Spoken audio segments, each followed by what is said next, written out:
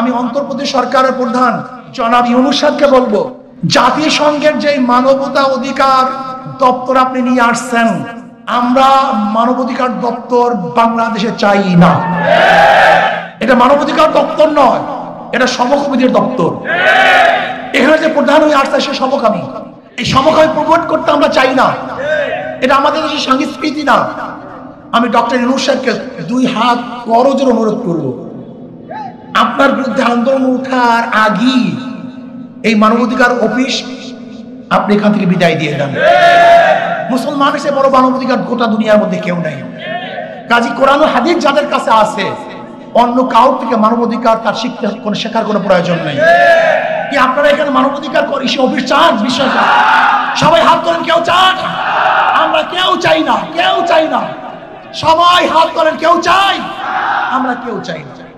আপনার বিরুদ্ধে আন্দোলন ওঠার আগে এটাকে বিদায় দিয়ে দেন, ঝামেলা দূর করেন। ইনশাআল্লাহ আসুন আমরা সম্মিলিতভাবে এই দেশটাকে গড়ব। আমার শেষ কথা হলো এই, 2 নম্বর জমিতে 1 নম্বর ফসল হয় না, 9 নম্বর গাছে 1 নম্বর ফল হয় না। আমি আমার বন্ধুদেরকে বলবো, দেখো হিংসাচার বাদ দাও, মারামারি কাটাকাটি, এটা জিয়াউর রহমান সাহেবের আদর্শ না। জিয়াউর রহমান সাহেবের আদর্শ ছিল সবাইকে নিয়ে দেশটা গড়া। আর তোমার স্লোগান কি? অমুককে রাখবো না, অমুকে দাঁত হালাইয়া দেবো, অমুকে বিদায় দিয়ে দেবো। এটা তোমার নেতার আদর্শের খেলাফ। কমপক্ষে জিয়াউর রহমান সাহেবকে নিয়ে স্টাডি করো, কমপক্ষে মিনিমাম জিয়াউর রহমান সাহেবকে নিয়ে গবেষণা করো, তার বক্তব্যগুলো পড়ো, তার বক্তব্য শোনো, বক্তব্য জানো, তারপর আন্দোলন করো, তারপর রাজনীতি। তুমি এত বোকা হবা কেন? যারা পড়াশোনা করে তারা বোকা হবা কেন? পড়াশোনা করো, জানো তিনি কি বলতে চেয়েছেন, আদর্শ কি ছিল, রাজনীতি কি ছিল, তোমাকে জানতে হবে অবশ্যই। আমরা ভেদাভেদ করবো কেন? আমরা ভারতের বিরুদ্ধে সবাই ঐক্য, ফ্যাসিস্টের বিরুদ্ধে সবাই ঐক্য, জুলুমের বিরুদ্ধে আমরা সবাই ঐক্য, খুনিদের বিরুদ্ধে সবাই ঐক্য। এই দেশে গঠন করার জন্য আমরা সবাই ঐক্যবদ্ধভাবে কাজ করি, এটি হওয়া উচিত। বেশ ভালো কথা, জিয়াউর রহমান সাহেব আদর্শবান ছিলেন, নীতিবান ছিলেন। মানুষ আবারও তাদেরকে ক্ষমতায় নিয়েছিল। 91-তে জিয়াউর রহমান সাহেবের আদর্শের কারণেই মানুষ বিএনপিকে ক্ষমতায় নিয়েছিল। কথা ঠিক না? 91 থেকে 96 পর্যন্ত বিএনপি ক্ষমতায় ছিল, কিন্তু 96-তে ক্ষমতা আসতে পারেন নাই কেন? ফেল মারলেন কেন? আবার কেন আন্দোলন করা হয়েছিল? এইমাত্র আমি বললাম যে 1973 সালে নির্বাচনে 293 সিট পেয়েছিল। আবার আপনি কি জানেন 96-তে 15 ফেব্রুয়ারি এক নির্বাচন হয়েছিল? জানেন আপনি? মুরব্বীদের মনে নেই? 1996 সনে 15 ফেব্রুয়ারি একটা নির্বাচন হয়েছিল, জানো তুমি? একক একক তৎকালীন সময় প্রাইম মিনিস্টার খালেদা জিয়া বলেছিলেন, কেউ যদি নির্বাচন অংশগ্রহণ না করে আমরা একা নির্বাচন করব। এবং একা নির্বাচন করে জানো ক্ষমতার মেয়াদ কয়দিন ছিল? মাত্র 16 দিন।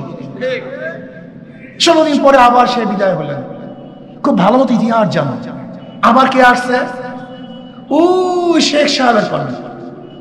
মানুষ ভেবেছে যে শেখ সাহেবের কন্যা কিন্তু আবারও ক্ষমতায় বসায় তওবা তিল্লা করছে, তসবিহ ধরছে, ঘুমটা মারছে, পর্দা করছে, তাহাজ্জুদ করছে। যদি এবার তাকে ক্ষমতায় বসায় তাহলে হয়তো বা দেশ ভালো হবে। 96-তে তাকে ক্ষমতায় বসালো। আবার 2001-এ মানুষ তাকে ভোট দেয় নাই কেন? আবারও নিয়ে আসছে কাকে? ওই যে 91 থেকে 96 পর্যন্ত যে ফেল করছিল, পাশ করে নাই, কিন্তু কি করছে? তাকে আবারও নিয়ে আসছে। মানুষ ভেবেছে একবার ফেল করছে, হয়তো বা বোঝে নাই, পারে নাই, আবারও ক্ষমতায় নিয়ে আসলো। আচ্ছা 2001 থেকে 2006-এর মধ্যে কারবার শেষ। আবার আন্দোলন সংগ্রাম। চলে আসছে কে? মঈনুদ্দিন ফখরুল। উভয় বলো, উভয় গৃহবন্দী, 2- থিওরি, উভয়কে হটাও।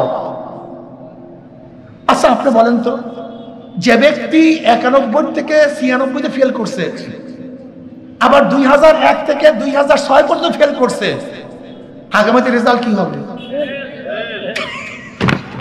আপনারাই বলেন রেজাল্টটা কি হবে? না পাস, এবার ফার্স্ট ক্লাস পাস, এবার ফার্স্ট ক্লাস ফার্স্ট, ঠিক না?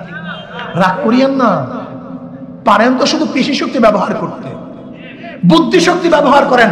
পেশি শক্তি দিয়ে সরকার থাকতে পারে না। শেখ হাসিনা পেশি শক্তি দিয়া ক্ষমতায় থাকতে পারে, মেধা শক্তি লাগবে, বুদ্ধি শক্তি, আদর্শ শক্তি, নীতি শক্তি। আপনারা কেন ক্ষমতা দেখাতে চান?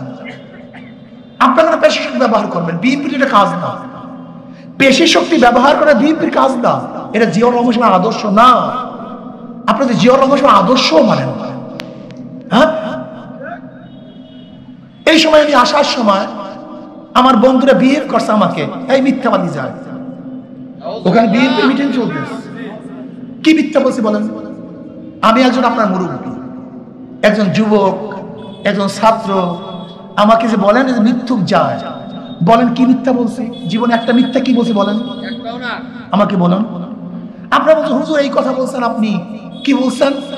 বলছেন চাঁদা তুলে পল্টনে চলে যায় লন্ডন। ভাইয়া কথা তো আমার না, আমি বক্তব্য হিসেবে বলেছি। আমি এই কথা বলার সময় বলছি বাবা আমার এই কথা না, আমি বিএনপিকে বলছি যে এই কথা উঠতেছে, সতর্ক হন। যেরকম অপর মেয়ের ব্যাপারে যারা বন্ধু থাকে তারা বলে খবরদার আম্মা আপনার মেয়ের ব্যাপারে কিন্তু কথা উঠতেছে, সতর্ক হন। এটা সতর্ক করার জন্য।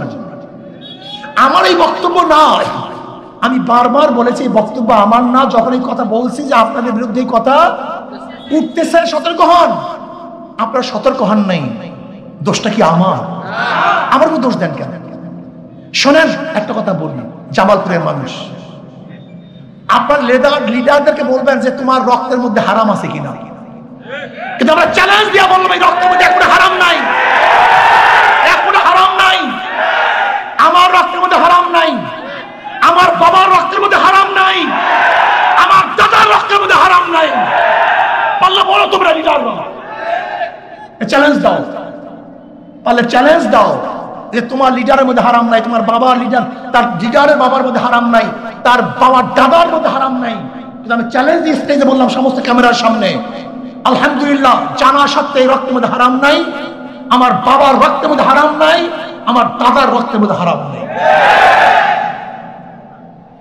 আমরা মিথ্যা বলি না, আমার বাবাই মিথ্যা বলেন নাই, আমার দাদাই মিথ্যা বলেন না। বললাম তো বের করে দাও কোনটা মিথ্যা বলছে, বলো। উদ্ধৃতি দিলে সে মিথ্যাবাদী হয় না।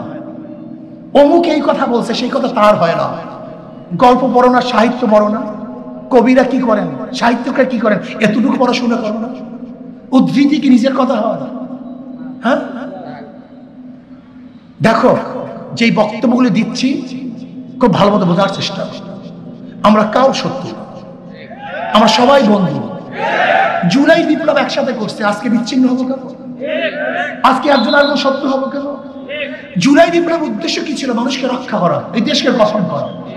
আসো আমরা সবাই মিলে ঝিলে দেশকে গঠন করি, আদর্শবান হই, চরিত্রবান হই, নীতিবান হই।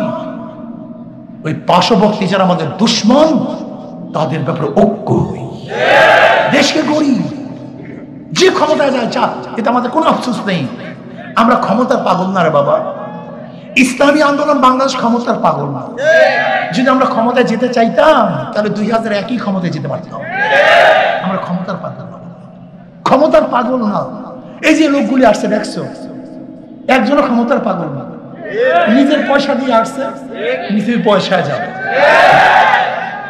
আমরা দেশকে গড়তে চাই, এই মানবতাকে গড়তে চাই।